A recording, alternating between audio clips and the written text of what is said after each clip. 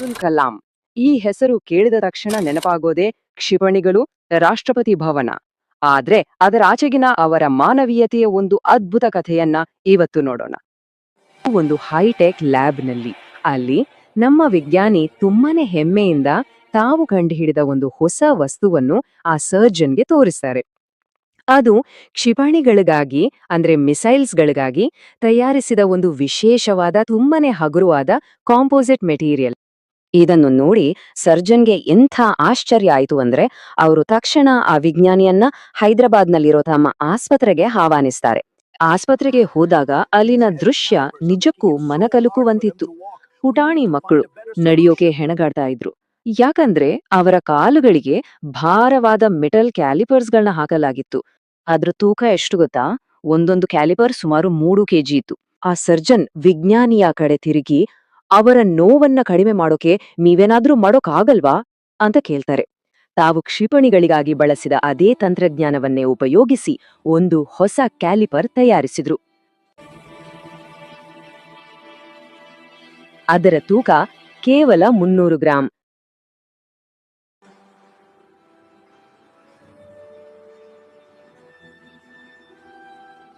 ಚಿಕ್ಕ ಹುಡುಗನಾಗಿದ್ದಾಗ ಕಲಾಂ ಅವರು ರಾಮೇಶ್ವರಂನ ಸಮುದ್ರ ತೀರದಲ್ಲಿ ಸುಮ್ಮನೆ ಕೂತು ಗಂಟೆಗಟ್ಲೆ ಹಕ್ಕಿಗಳನ್ನೇ ನೋಡ್ತಾ ಇದ್ರಂತೆ.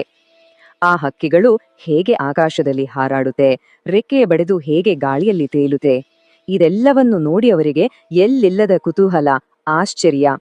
ಆಗ ಅವರ ಮನಸ್ಸಲ್ಲಿ ಒಂದು ಆಸೆ ಹುಟ್ಕೊಳ್ತು. ಒಂದು ದಿನ ನಾನು ಈ ಹಕ್ಕಿಗಳ ತರ ಆಕಾಶದಲ್ಲಿ ಹಾರಬೇಕು. ಆ ಕನಸು ಕಂಡ ಹುಡುಗನೇ ಮುಂದೆ ಬೆಳೆದು ಭಾರತದ ಶ್ರೇಷ್ಠ ವಿಜ್ಞಾನಿಗಳಲ್ಲಿ ಒಬ್ಬರಾದ್ರು. ಅವರು ಭಾರತದ ರಾಕೆಟ್ ತಂತ್ರಜ್ಞಾನಕ್ಕೆ ಅಡಿಪಾಯ ಹಾಕಿದ್ರು. ಎಷ್ಟೋ ಪ್ರಮುಖ ಕ್ಷಿಪಣಿ ವ್ಯವಸ್ಥೆಗಳ ಅಭಿವೃದ್ಧಿಗೆ ಅವರೇ ನೇತೃತ್ವ ವಹಿಸಿದ್ರು. ಅವರ ಈ ಕೆಲಸಗಳಿಂದ ವಿಜ್ಞಾನ ಮತ್ತು ತಂತ್ರಜ್ಞಾನ ಕ್ಷೇತ್ರದಲ್ಲಿ ಭಾರತದ ಗೌರವ ಜಗತ್ತಿನಾದ್ಯಂತ ಹೆಚ್ಚಾಯಿತು. ಇದೇ ಕಾರಣಕ್ಕೆ ಅವರಿಗೆ ಭಾರತದ ಮಿಸೈಲ್ ಮ್ಯಾನ್ ಅನ್ನೋ ಬಿರುದು ಕೂಡ ಬಂತು. ಆದ್ರೆ ಅವರ ಪ್ರಯಾಣ ಕೇವಲ ಲ್ಯಾಬ್ಗೆ ಸೀಮಿತವಾಗಿರಲಿಲ್ಲ. ಅಲ್ಲಿಂದ ಶುರುವಾಗಿ ಅದು ಅವರನ್ನು ದೇಶದ ಅತ್ಯುನ್ನತ ಸ್ಥಾನಕ್ಕೆ ಅಂದ್ರೆ ರಾಷ್ಟ್ರಪತಿ ಹುದ್ದೆಗೆ ಕೊಂಡೊಯ್ಯಿತು. ಭಾರತದ 11ನೇ ರಾಷ್ಟ್ರಪತಿಯಾಗಿ ಸೇವೆ ಸಲ್ಲಿಸಿದ್ರು. ಇದೆಲ್ಲದರ ಜೊತೆಗೆ ಅವರ ಆತ್ಮಚರಿತೆ ಅಗ್ನಿಯ ರೆಕ್ಕೆಗಳು ಅಥವಾ ವಿಂಗ್ಸ್ ಆಫ್ ಫೈರ್ ಅನ್ನೋ ಪುಸ್ತಕವನ್ನು ಬರೆದಿದ್ದಾರೆ. ಭಾರತದ ಅತ್ಯುನ್ನತ ನಾಗರಿಕ ಗೌರವಗಳಾದ ಪದ್ಮಭೂಷಣ, ಪದ್ಮವಿಭೂಷಣ ಮತ್ತು ಕೊನೆಗೆ ಭಾರತ ರತ್ನ ಕೂಡ ಸಿಕ್ತು. ಅಷ್ಟೇ ಅಲ್ಲ, ಜಗತ್ತಿನ 20ಕ್ಕೂ ಹೆಚ್ಚು ವಿಶ್ವವಿದ್ಯಾಲಯಗಳು ಅವರಿಗೆ ಗೌರವ ಡಾಕ್ಟರೇಟ್ ನೀಡಿವೆ.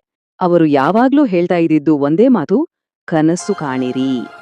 ಯಾಕಂದ್ರೆ ಅವರ ಪ್ರಕಾರ ಯಾವುದೇ ದೊಡ್ಡ ಸಾಧನೆ ಮಾಡಬೇಕಾದ್ರೂ ಅದರ ಮೊದಲ ಹೆಜ್ಜೆ, ಮುಖ್ಯವಾದ ಹೆಜ್ಜೆ ಅಂದ್ರೆ ಅದು ಕನಸು ಕಾಣುವುದು. ಅದಕ್ಕೆ ಅವರು ಮಕ್ಕಳನ್ನ ಸದಾ ಕನಸು ಕಾಣಿ ಅಂತ ಪ್ರೋತ್ಸಾಹಿಸ್ತಿದ್ರು. ಕನಸುಗಳು ಆಲೋಚನೆಗಳಾಗುತ್ತವೆ, ಆಲೋಚನೆಗಳು ಕಾರ್ಯರೂಪಕ್ಕೆ ಬರ್ತವೆ. ಇದು ಅವರು ನಮ್ಗೆ ಬಿಟ್ಟು ಹೋದ ಒಂದು ಅದ್ಭುತ ಸೂತ್ರ.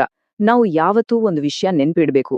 ನಾವು ಧೈರ್ಯ ಮಾಡಿ ಕಾಣುವ ಕನಸುಗಳೇ ನಾಳೆ ನಾವು ಕಟ್ಟಲಿರುವ ವಾಸ್ತವಕ್ಕೆ ಭದ್ರವಾದ ಅಡಿಪಾಯ.